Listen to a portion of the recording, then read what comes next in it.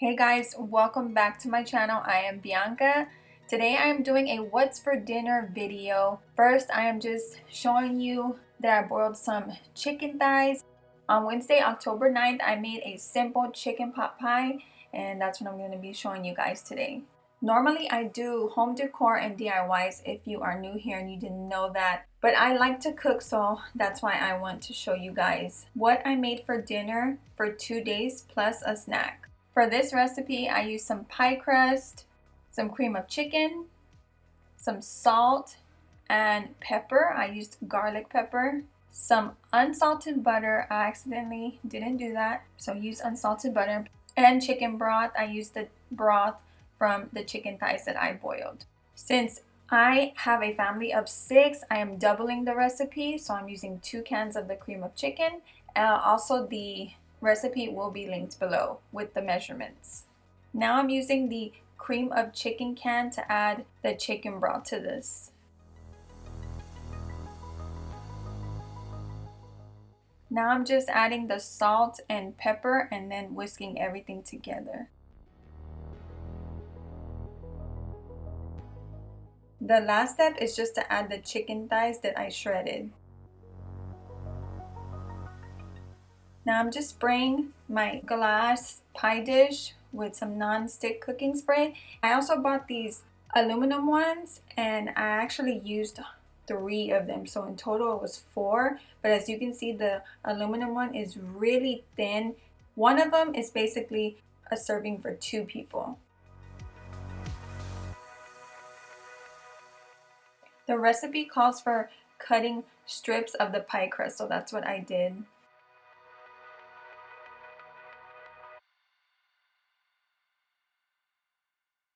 I'm going to be doing 2 layers, so the first thing I put down is the cream of chicken mixture, and then on top of that I'm going to put the pie crust strips. Now this layer does not have to look pretty, so you see me use different strips at first, but once we put this in the oven, then we take it back out and do the top layer of crust. I try to make it look a little neater than this.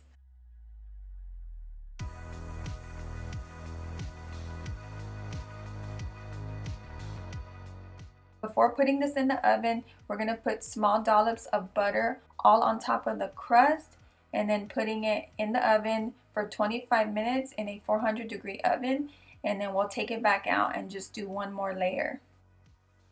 It looks so good already, but we got to add that one more layer before eating it. So I'm going to do that and then put it back in the oven for another 25 minutes or until golden brown.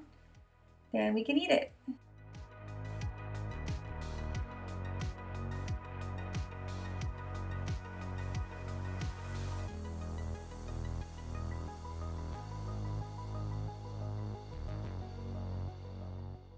Hopefully you can see that I did try to make this top layer look a little prettier.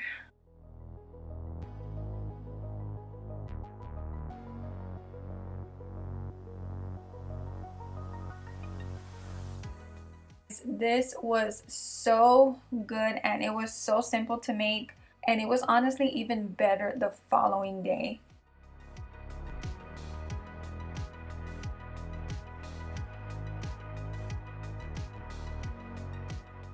The following day I made enchiladas with rice, and I'm just showing you the peppers. These are called dry peppers.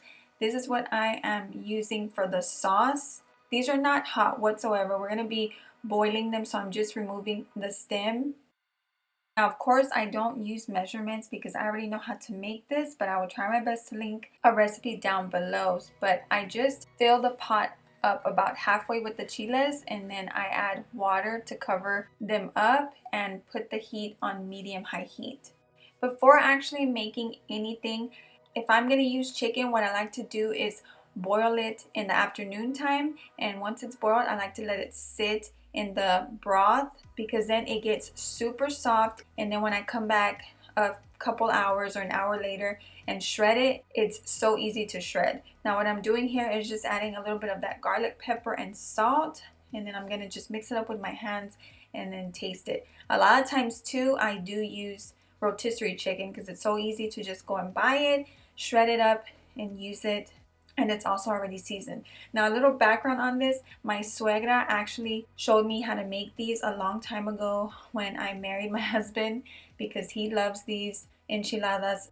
I'm not taking no credit for this. She's the one that is the bomb.com when it comes to cooking Mexican food. So shout out to her. She is awesome. She knows how to cook so many things that still to this day I don't know how to do. So I'm just tasting it real quick to see if it has enough salt. Once it does, now I just set it to the side.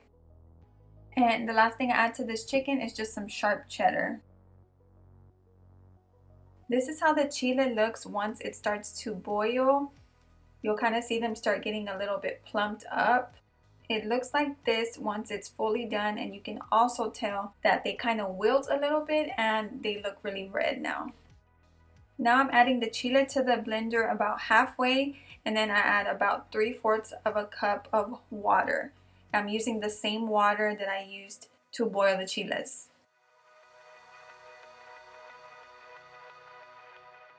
Now I'm using this really small strainer to pour this through there because you want no lumps in it.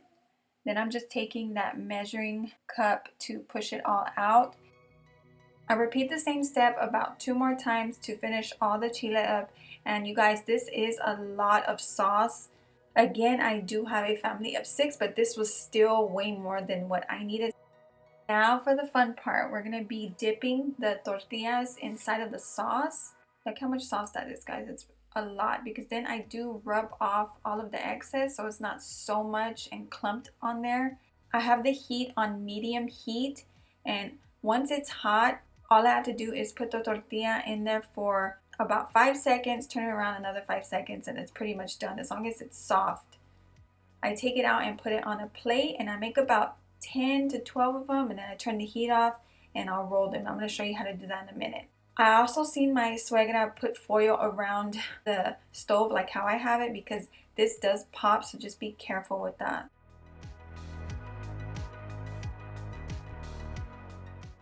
To roll the enchiladas, it's really simple. I just pick one up so it's not stuck to the one underneath it, take a little bit and make a line of the chicken with cheese, and then basically just roll it.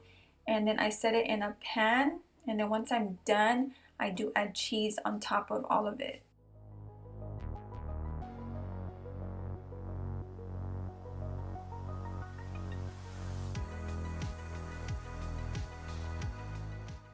You guys, this sauce makes all the difference in the world. It is way better, like 20 times better than the sauce that you buy in a can for enchiladas. So definitely give this a try. I just add the cheese and I stick it in the microwave, or you can do it in the oven. Put it in there for like a minute and a half. We normally just eat this with sour cream on top of it. If we have avocado, we will put that on there too. So I'm just showing you how I prepare a plate. Let me know in the comments below how you make your enchiladas. I know everybody makes them different. What do you eat on top of it? What are your toppings? I want to know, because I love trying new things. Now for the last thing, I am going to be making some cornbread muffins. Now, like I said, this could be eaten as a snack, a dessert, or on the side of any dish that you prepared. So I have my oven preheating at 400 degrees.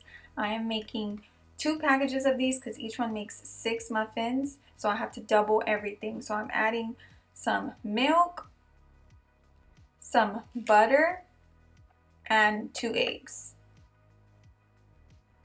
Then I'm just going to mix everything together with my whisk. And what I did realize was that I was supposed to put melted butter. I don't know if that really makes a big difference, but oh well, it still tasted really good.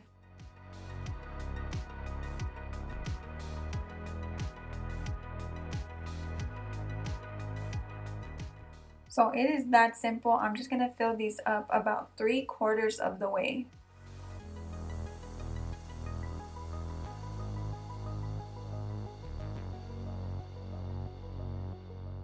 So once they're done baking, this is how they look when they come out. I left them in there for about 16 minutes. I feel like I should have probably left them in there for another couple just to kind of brown the sides, because I like that crispy taste on the outside, but they were still really good. What I did was just add some butter and strawberry jam, and it just Tasted so good. Thank you all so much for watching, you guys. I hope you have a great weekend, and I will see you in the next video.